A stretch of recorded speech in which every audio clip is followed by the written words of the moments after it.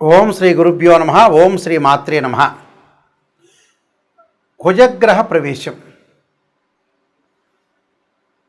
ప్రధానంగా అక్టోబరు 28వ తారీఖు నుంచి డిసెంబర్ 7వ తారీఖు వరకు కూడా అంగారక గ్రహ ప్రవేశం వృశ్చిక రాశిలో. అంటే సంవత్సరం తర్వాత మళ్ళీ వృశ్చిక రాశిలోకి కుజుడు యొక్క తన సొంత రాశిలోకి ప్రవేశం జరుగుతుంది. కుజుడు సహజంగా ఒక రాశి నుంచి మరొక రాశికి మారటానికి 45 రోజుల కాలం పడుతుంది. అంగారగ్రహం కూడా ప్రధానంగా అన్ని గ్రహాల్లో ముఖ్యంగా ప్రధానంగా అంగారగ్రహం కూడా చాలా మోస్ట్ ఇంపార్టెంట్ ప్లానెట్. అంటే మార్స్ ప్లానెట్ యొక్క ప్రత్యేకత, దాని యొక్క కారకత్వాలను మనం చూసుకుంటే సుమారుగా 45 రోజుల పాటు కాలంలో ఒక రాశిలో దాని యొక్క కారకత్వం అనేది తెలుపుతూ ఉంటుంది. అంటే కుజుడి యొక్క కారకత్వాల్లోకి మనం ముందుగా వెళ్తే సత్వ భూ ప్రాకార రోగ ప్రణవ సాహస శస్త్ర అగ్ని సందర్శనోత్పాటన భాతృక కుజ అంటారు. అంటే అంగారక గ్రహము భూ సంబంధమైన వ్యవహారాలు, కోర్టులు, రియల్ ఎస్టేటు, అన్నదమ్ముల విషయాల్లో, శారీరక బాధలు, కెమికల్ కంపెనీలు, మిషనరీలు, మార్కెటింగు, భూమి, ఇండ్ల నిర్మాణం, న్యాయ వ్యవస్థ, న్యాయవాదులు, రక్షణ శాఖ, మిలిటరీ, రక్షక భటులు, సైన్యము, మేనేజ్మెంటు, భూములు అమ్మడము కొనడము, రియల్ ఎస్టేటు, కన్స్ట్రక్షను, మెడికల్ ల్యాబొరేటరీసు, మేస్త్రీ పనులు, యంత్ర సంబంధమైన విషయాలు, మెకానికల్ ఇంజనీరింగ్, మెకానిక్లు, రోగాలు, శస్త్రచికిత్సలు, అగ్ని భయాలు కలిగేదే. అంటే అగ్ని భయములు ఇలాంటివన్నీ కూడా అంగారకుడు యొక్క కారకత్వాలని జ్యోతిష్ శాస్త్రం చెప్పబడింది. అంటే సత్వ భ్రూ ప్రాకార రోగ ప్రణవ సాహస శస్త్ర అగ్ని సందర్శోత్పాటన భాతృక కుజ అన్నారు. అంటే కుజుడు సహజంగా మనకి ఇవన్నీ కూడా గోచారరీత్యా చెప్పబడే ఫలితాలు. బర్త్ చార్ట్కి గోచారానికి చాలా లాట్ ఆఫ్ డిఫరెన్స్ ఉండాలి, గుర్తుపెట్టుకోవాలి. సహజంగా ఎలా ఉంటుందంటే మృగశిర చిత్త ధనిష్ట నక్షత్రంలో ఎవరైతే జన్మించారో వాళ్ళు కుజమహర దశలో జననం అనేది ప్రారంభమవుతుంది. కుజుడికి వృశ్చిక రాశి, మేషరాశి స్వక్షేత్రాలైతే, అలానే నీచస్థానం కర్కాటక రాశి అవుతుంది. కర్కాటకానికి ఆపోజిట్లో ఉన్న ప్రధానంగా మకర రాశి ఉచ్చక్షేత్రం అంటారు. కర్కాటకం, సింహం, కన్య, తుల, వృశ్చికం, ధనస్సు, మకరం. మకరంలో ఉచ్చ ఉంటే దానికి సప్తమ స్థానం, కర్కాటకం నీచస్థానం అవుతుంది. అంటే భూ సంబంధ వ్యవహారాలు కానీ, కోర్టులు కానీ, రియల్ ఎస్టేట్ కానీ, కన్స్ట్రక్షన్ కానీ, ఇవన్నీ కూడా సైన్యము, మేనేజ్మెంట్, ఇవన్నీ కూడా తెలిపేది కుజుడు. అంగారకుడి యొక్క అనుకూలత కూడా ఉండాలి మనకి. ఇవన్నీ కూడా గోచారరీత్యా చెప్పబడే ఫలితాలు అంటారు. ఎప్పుడైనా గుర్తుపెట్టుకోవాలి మీరు. జన్మజాతకాన్ని అనుసరించేవి కావు. 50% మన చేతుల్లోనే ఉంటుంది.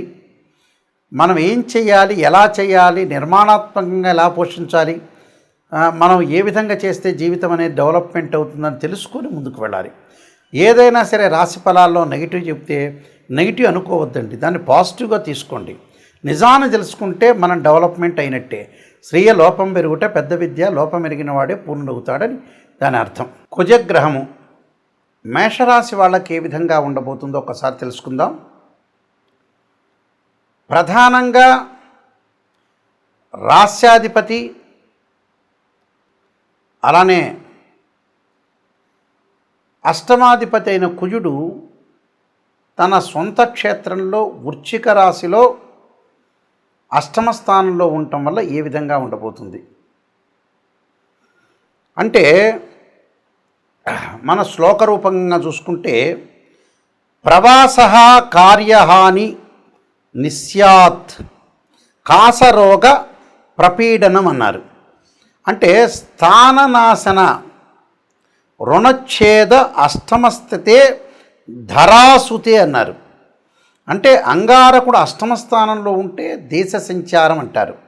అంటే ప్రవాస కార్యహాని నిస్యాత్ అంటే దేశ సంచారము, ప్రయత్న కార్యక్రమాలు చెడిపోయే అవకాశాలు ఉండటం, కాసరోగాలు అంటే కంటికి సంబంధించిన రోగాలు, రకరకాల రోగాలు, పీడలు, అలానే స్థాననాశన రుణఛేద అంటారు.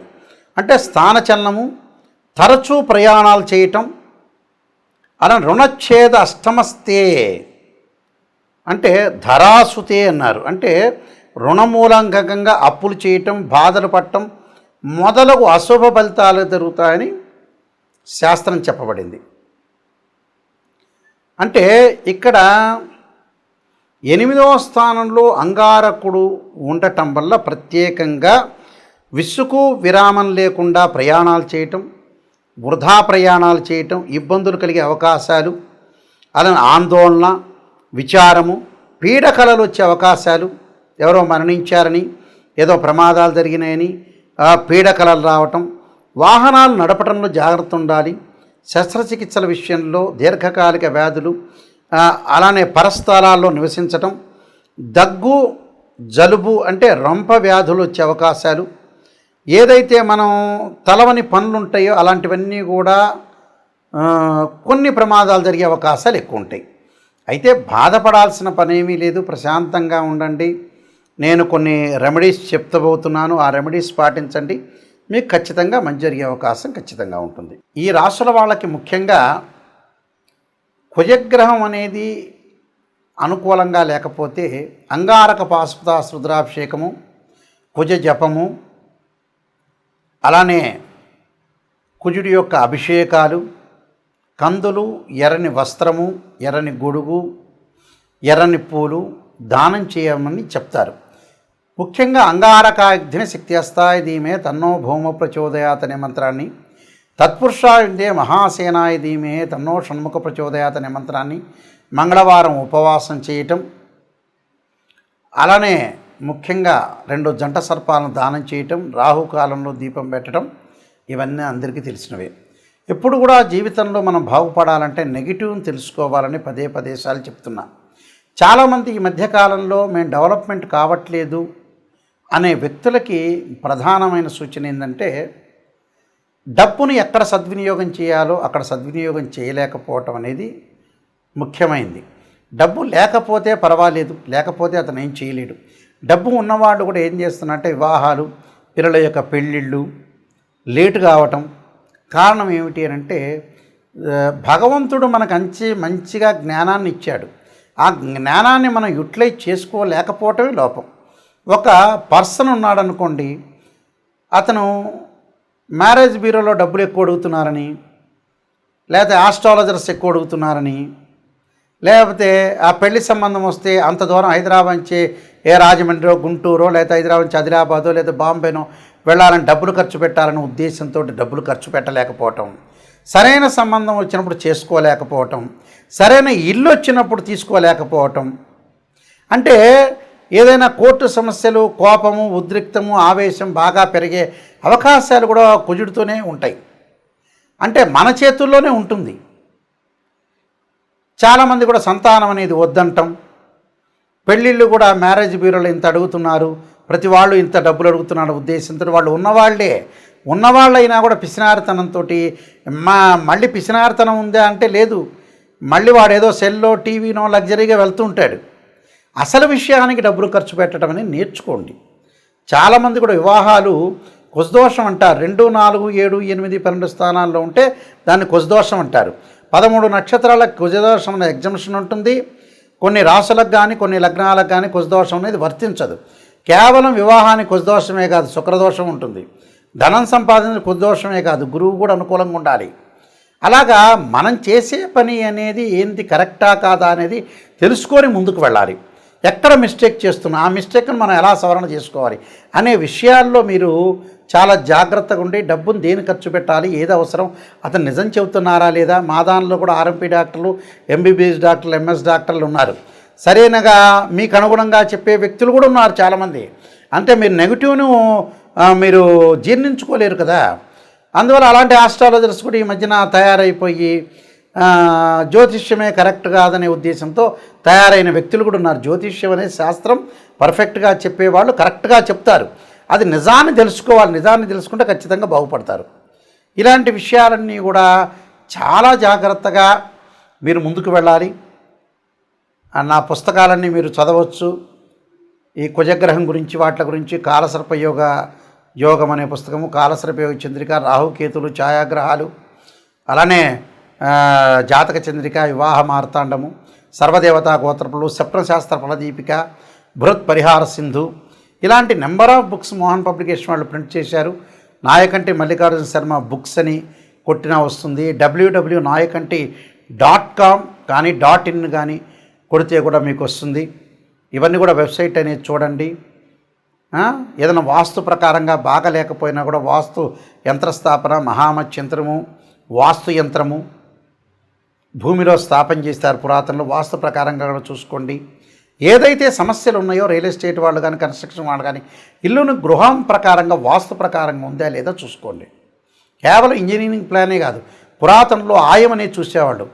అంటే ఆయం అంటే ఏంటంటే ధ్వజాయమని, సింహాయనమని, గజాయమని, ఖరాయని ఆయాలు కూడా ఉన్నాయి.